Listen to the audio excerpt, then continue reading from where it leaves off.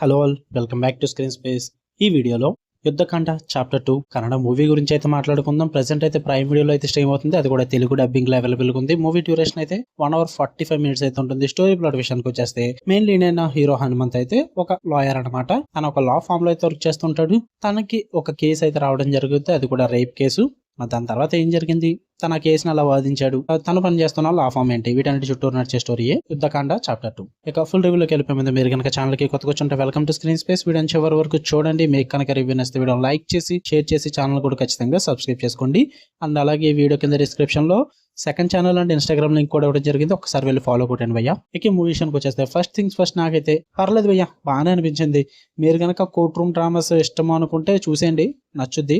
నేనైతే చాలా మూవీస్ చూసేసా ఇదే థీమ్ అండ్ కాన్సెప్ట్ లో, సో అందుకే నాకు ప్రిడిక్టబుల్ గా అనిపించి పర్లేదు అనిపించింది. పాజిటివ్స్ విషయానికి వచ్చేస్తే కోర్ట్ రూమ్ డ్రామా అన్నది కొంచెం పవర్ఫుల్ గా బాగానే చూపించారని చెప్పాలి.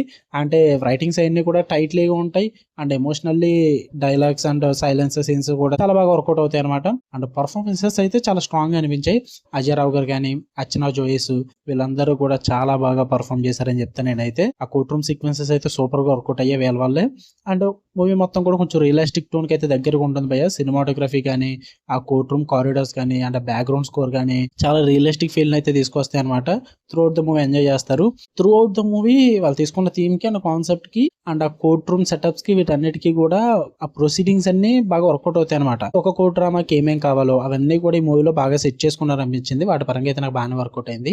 ఇక నెగిటివ్స్ విషయానికి వచ్చేస్తే సిమిలర్ గా అనిపించింది భయ్య మూవీ. అంటే చాలా మూవీ చూసా ఇదే టైప్ లో, సో అందువల్ల చాలా వరకు కూడా ప్రిడిక్టబుల్ అయిపోయింది అండ్ అదే విధంగా ఫెమిలియర్ గా కూడా అయిపోయింది అనమాట.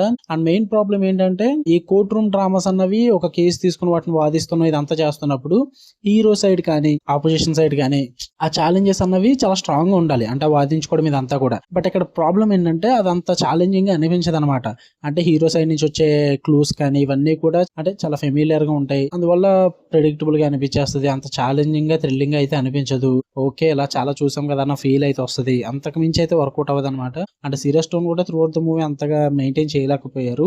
యాక్చువల్లీ ట్రై చేశారు కానీ అంతగా వర్కౌట్ అవ్వలేదు నాకు. ఈ రేప్ కేసు, ఈ ఎంత మెసేజ్, ఇదంతా కూడా చాలా మూవీస్ లో చూసేసాం భయ్యా. నాకు అంత కొత్తగా అనిపించలేదు, అంత ఎమోషనల్లీ కూడా టచ్ అనిపించలేదు. ఇన్ కేసు మీరు తక్కువ మూవీ షోస్ ఉంటే మీకు ఏమైనా వర్కౌట్ అవ్వచ్చేమో, సో ట్రై చేద్దాం అనుకుంటే ట్రై చేయండి. ప్రైమ్ వీడియోలో అవుతుంది, ఫ్యామిలీ వాచబుల్ పర్లేదు. బట్ ఆ రేప్ కేసు కోసం అయితే డిస్కషన్స్ నడుస్తూ ఉంటాయి, పర్లేదు అనుకుంటే చూసండి. ఓకే, మీకు కనుక రివ్యూస్ లైక్ చేయండి, షేర్ చేయండి, మీ ఒపీనియన్స్ కూడా కామెంట్ చేయండి. అలానే మరిన్ని interesting movies and web series reviews కోసం బెల్ ఐకాన్ ఆన్ లో పెట్టుకోండి. Love you all, by.